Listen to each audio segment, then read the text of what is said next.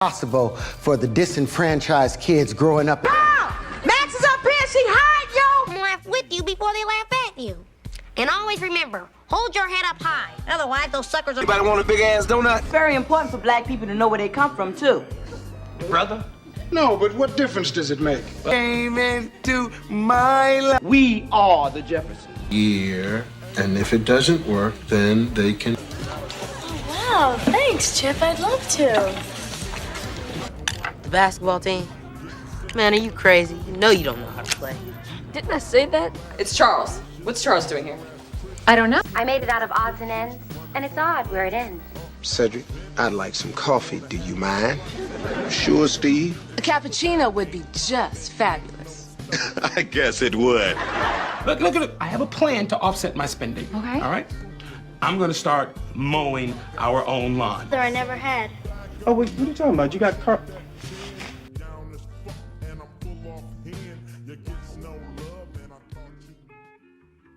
Hello everyone, welcome back to Black Wahala, and today we'll be talking about black sitcoms.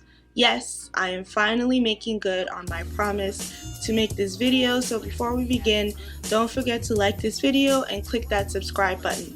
Alright, let's get into it.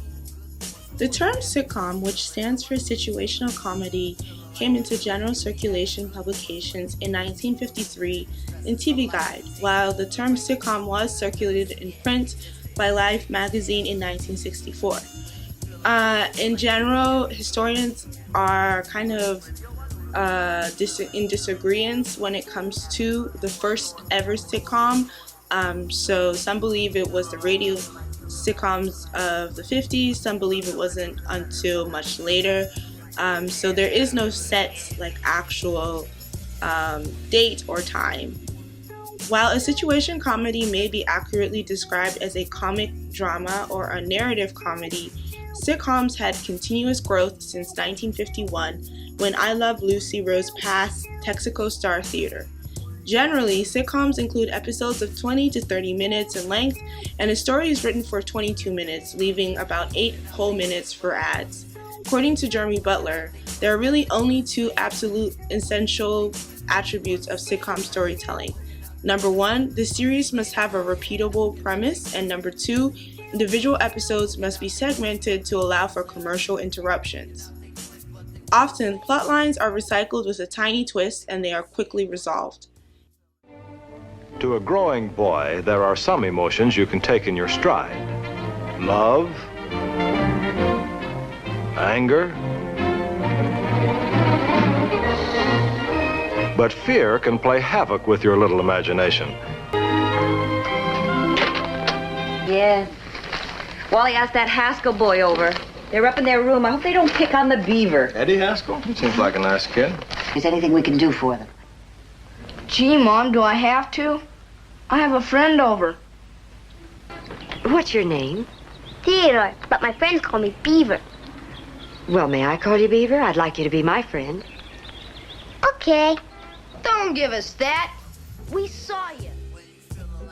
In the television families of the past, we see visions of perfection and togetherness, idealizing the family ideals of the 1950s. Dad was the leader, mom was a homemaker and nurturer, and children were obedient, and when they made mistakes, they quickly learned their lesson from mom and dad. As sitcoms changed over the years, especially during the 1960s, which was a time of a lot of social upheaval, some have ditched or have taken a satirical angle towards the simple family values and moral lessons of past sitcoms. Here's the story of a lovely lady who was bringing up 3 very lovely girls. All of them had hair of gold, like their mother, the youngest one in curls. It's the story of a man named Brady who was busy with 3 boys of his own. They were 4 men living all together, yet they were all alone. Till the one day when the lady met this fellow, and they knew that it was much more than a hunch, that this group must somehow form a family. That's the way we all became the Brady Bunch, the Brady Bunch, the Brady Bunch. that's the way we became the Brady Bunch. Sitcoms today claim to be half-hour comedies to resist the traditional sitcom label. The shows move away from the traditional studio audience, use single camera, and capitalize on comedy that some would be considered offbeat. However, what hasn't changed in sitcoms since their proliferation in the 1950s is their commitment to portraying heteropatriarchal relationships in the family, regardless of how unconventional they are. I'm looking at you, Modern Family. That's my thing. I'm hip. I surf the web. I text. LOL. Laugh out loud. OMG. Oh my God. WTF. Why the face? I know all the dances to High School Musical, so. We're all in this together. Yes, we are. We're all stars. That means something, you know it. Now that we understand how sitcoms came together, let's talk about how Black sitcoms came to be and how the political climate and marginalization of Black people affect the depiction of family on Black sitcoms.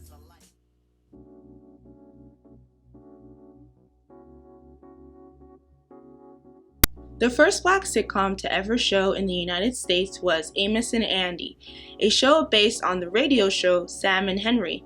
As the creators Freeman Gosden, who was Amos, and Charles Correll, who was Andy, wanted to make a show about a couple of colored characters. The show began as live 15-minute programs that aired Monday through Friday. The show had a broadcast format more similar to a radio soap opera than a television sitcom as we know them today. It was centered on African American characters living in Harlem and was written and produced and performed by its white creators on the radio. It should be noted that both creators performed blackface on stage quite often. It premiered in 1951 but was criticized by the NAACP because it perpetuated negative and racist stereotypes of Black people derived from the era of slavery. The characters had exaggerated accents, were dim-witted, and uneducated, but the show was widely popular in mainstream America. Amos and Andy became foundational to the sitcom as its humor arose from its characters' predicaments and not through individual gags. The show ended after 2 seasons, and after the show, there were no Black sitcoms until the 1970s. On this cat. Are we a partner, Mr.? Yes, sir, Mr. Yes, sir. He is the president. I is not. You is now. I don't care anything about that. Get this thing out of here. I'll run you both in. Yes, sir, Mr. Yes. Yes, sir, Mr. We do it fast as we can.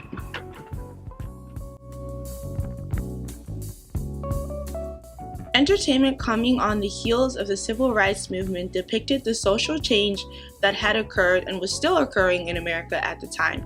Shows like Good Times, That's My Mama, What's Happening, and The Jeffersons illustrated the wave of relevant TV programming that reflected the greater focus on racial and gender inequality. Like typical sitcoms, these shows turned inward to the family as a place to find solutions for social problems. Good Times, in particular, faced great scrutiny and discussion for the complex possibilities of the idea of Blackness that it presented. Good Times, which is widely considered an important Black sitcom by many, is based on the lives of the very poor working-class family, the Evans, and their poor friends and neighbors. It was a realistic depiction of the economic situation of many African Americans during the 70s, as most of America was not doing so hot economically in the 70s as well. Often, Good Times is critiqued for illustrating a dysfunctional African American family and a violent patriarch at a time when there was not very much representation of Black families on TV. But as noted by Elizabeth Jane Ault, centering a Black nuclear family was not just integral to the show's political project, it was the project. To many people, Good Times was inherently negative because it displayed the life of working class people. The system encourages us to look down upon poor folks because to be poor and Black is undesirable within the tenets of capitalism.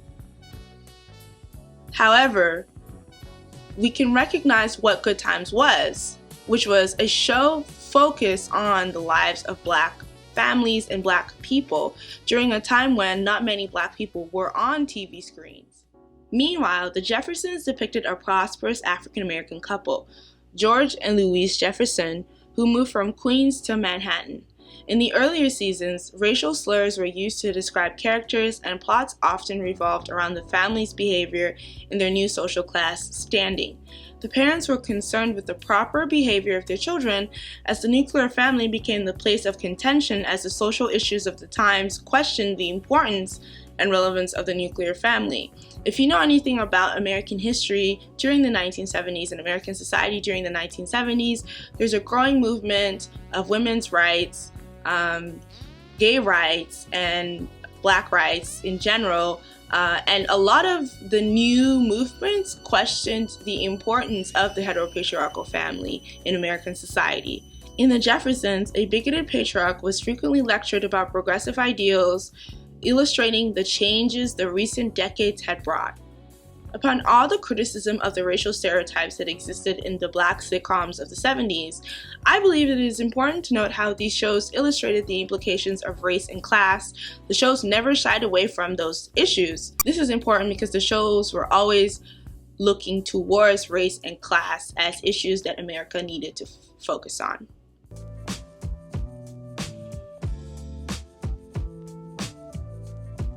In the era of Reagan and Reaganomics emerged a new generation of black sitcoms such as The Cosby Show, A Different World, and Frank's Place. The Cosby Show in particular is very interesting because it is often hailed as one of the biggest black sitcoms ever, and it's a show that many people enjoyed and still love to this day. Often, the show is criticized for its depictions of the black middle-class family, as in general, at the time that it was made, white America was prospering economically, but this was not the case for many African American families. And also the problem of Bill Cosby himself. Please, I'm begging y'all, as a side note, do not make the video all about Bill Cosby in the comments. If you're going to say anything, please, I'm begging y'all, please don't. While the middle class had grown by the 80s and more black people had joined the middle class, there are often a lot of stereotypical depictions of black people, especially black women, as welfare queens who were single mothers that depended on the state to feed their several children. Obviously, The Cosby Show aimed to display a different illustration of black life apart from the ones in the media by showing affluence and wealth in the black nuclear family. But this itself was not that different from other shows of the time.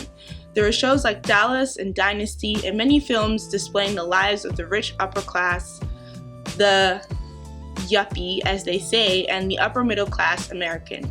However, as I didn't grow up watching The Cosby Show, I personally have a critical view of the show because it wasn't a show I had to look towards for representation. Sidebar, I'm admitting this now before people rage on me in the comment section. In general, I see The Cosby Show as a black response to the conservative politics and new right movement of the 1980s, and this response was not a rebellion, rather it was an assertion that black folks could reach this highly sought after American dream like other Americans. But the thing is, this American dream is not a real thing. The Huxtables sustained the harmful myth of social mobility, as there's no glimpse of the economic disadvantages and deep-rooted discrimination that prevents most black Americans from reaching their potential. The show lends credibility to the idea that anyone can make it when we know that the system does not allow anyone to just make it. As Sud Jolly and Justin Lewis observed in a study on the show appears to herald a new dawn of racial tolerance, a world in which white people accept black people into their living rooms as equals, hiding the subtle fears of white viewers because the threat of black people has been contained. In a study where white viewers responded to the show, many claimed that when they saw Bill Cosby, they didn't look at a black person. They saw Bill Cosby. The Huxtables were a family that white viewers liked because of their similarities rather than their differences, and their presence on television masked the discomfort with whiteness and blackness. By incorporating a black family into the American dream, quote unquote, a statement was made about the fairness of the American system, when we know that it wasn't and still isn't fair at all. With all of this in mind, I can still also recognize how The Cosby Show was an important show of its time, especially when blackness was heavily under attack and criminalized in the American society of the 1980s. You know, serve. Serve whom? Serve him. Oh, serve him! As in serve your man? Well, yeah. Let me tell you something, Elvis.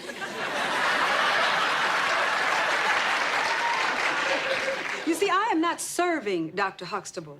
Okay? Okay. That's the kind of thing that goes on in a restaurant. Now, I'm going to bring him a cup of coffee, just like he brought me a cup of coffee this morning. And that, young man, is what marriage is made of. It is give and take 50-50. And if you don't get it together and drop these macho attitudes, you are never going to have anybody bringing you anything, anywhere, any place, anytime, ever.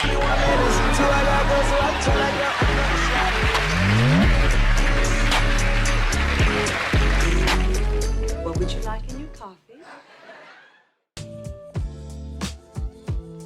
In comparison to the black sitcoms of the 1980s, the black sitcoms in the 1990s pushed boundaries and discussed issues in society that were not acknowledged in sitcoms of the past. I'm Kelly Shanine Williams. And I'm Jaleel White. And every day in America, children are killed with firearms. And every day, kids in this country carry guns to class. How many of you know someone that carries a gun? If you're aware of a crime that's being committed in your school, don't just ignore it. Act on it. If you know someone's carrying a gun or selling a gun, tell someone. Yeah, tell your parents, a teacher, or a school counselor. We have to do something about teen violence. And if you're in a confrontation, it's okay to walk away. Yeah, and let's start saving lives. So before guns even come into the picture, squash it. Squash it! Many black sitcoms emerged at this time with shows like Martin, Living Single, Moesha, Family Matters, and The Fresh Prince of Bel-Air, ruling the television screens for a diverse audience. The former mainly focused on the lives of black adults in their 20s and in professional settings, while the latter was focused on black youth. You see, the 90s black sitcom was focused on African American youth, and no sitcom did this better than The Fresh Prince of Bel-Air. Starring rap artist Will Smith, the show was set in a palatial mansion in the exclusive Los Angeles suburb of Bel-Air. It told the story of an inner-city teenager from Philadelphia, born and raised, who goes to live with his rich cousins. Superficially, the show seems to be similar to The Cosby Show. However, I believe The Fresh Prince worked to illustrate difference rather than similarity. Often, situations would arise that illustrated the different societal struggles that exist in society through Will Smith's character. The show centered on male relationships and conflicts, class consciousness, the new hip-hop generation, and the conflict with the older civil rights generations in the likes of Uncle Phil. This is why I love this show so much. It never ran away from the realities that black people face, but it also presented positive images of blackness and celebrated blackness in all kinds.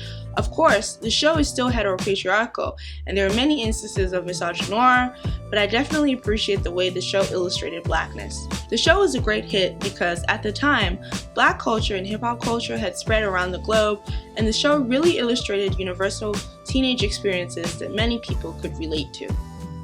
You know, ain't like I'm gonna be sitting up every night asking my mom, when's daddy coming home, you know? Who needs him? Hey, he wasn't there to teach me how to shoot my first basket, but I learned, didn't I? Hey, I got pretty damn good at it too, didn't I, Uncle Phil? Got through my first date without him, right? I learned how to drive, I learned how to shave, I learned how to fight without him. I had 14 great birthdays without him. He never even sent me a damn card. The hell with him!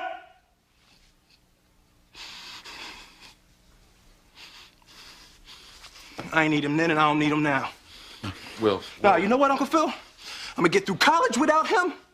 I'm gonna get a great job without him. I'm gonna marry me a beautiful honey, and I'm having me a whole bunch of kids. I'm gonna be a better father than he ever was. And I sure as hell don't need him for that, because ain't a damn thing he could ever teach me about how to love my kids.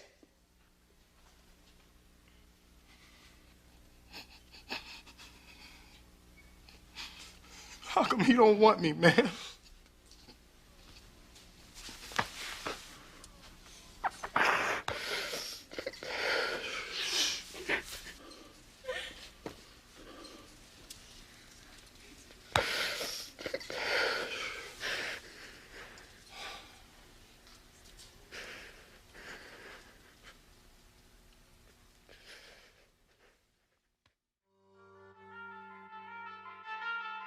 In the mid-1990s, startup broadcast networks like the WB and UPN launched shows to capture the African American audience.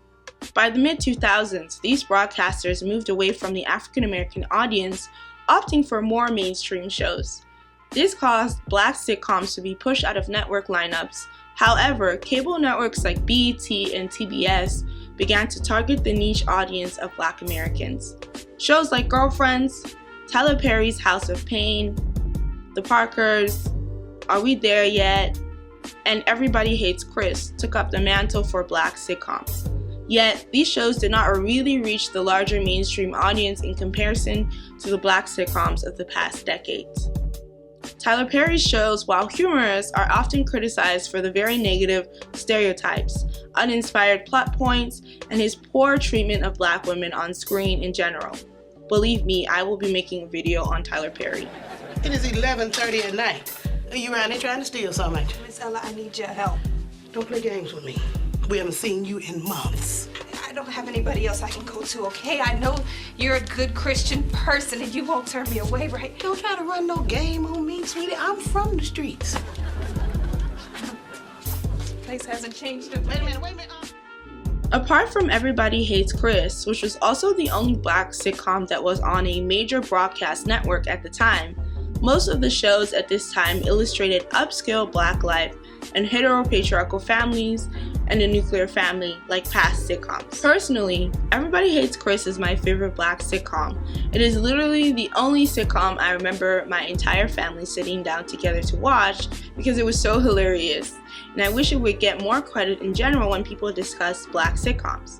Apart from all of these shows, black sitcoms were in a major decline on the mainstream TV channels, and there was only so much of reruns of the 90s TV shows that we could take until a show finally broke through.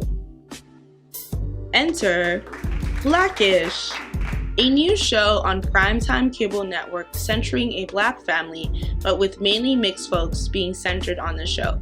While The Carmichael Show could be said to be the show that finally broke through the radio silence of black sitcoms as it debuted on NBC, I think it didn't really reach the audience that Blackish received at its debut. Currently, I believe that black shows are separated into 4 different universes/categories. You have the HBO FX circuit, Insecure in Atlanta, the OWN universe, which is a little bit soap opera-ish to me. For example, Queen Sugar and Greenleaf, the ABC universe, Blackish, Grownish, and Mixedish, and lastly, the others, Power, Star, and Empire. Lol, remember when everyone was watching Empire?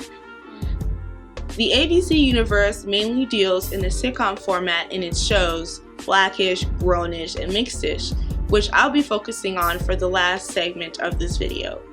Blackish follows an upper-middle-class heteropatriarchal African-American family and revolves around the lives of the family as they juggle several personal and socio-political issues.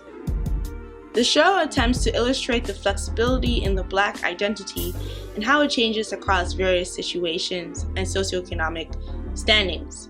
The show attempts to have important discussions such as discussions on police brutality, colorism, classism, the N-word, familial relationships, sexuality, and other issues.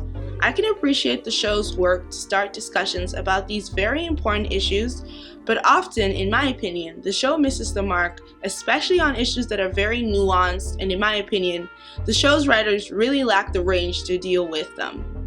For example, the colorism episode, if you really want to see what I'm talking about. My main beef with this show is the show's very colorist casting. This black family only has a few darker-skinned folks as main central characters, and this really impacts the messages they attempt to send, especially when they try to comment on issues darker-skinned folks face. The same issue is present in the spin-off show Grownish, which focuses on the life of the eldest child, Zoe, as she is in college. The show attempts to be a black, newer take on a different world, but tell me how this is supposed to happen when there are so many black adjacent characters who are not black but partake in black culture and are there because of their proximity to other black characters. Like, what the hell is this?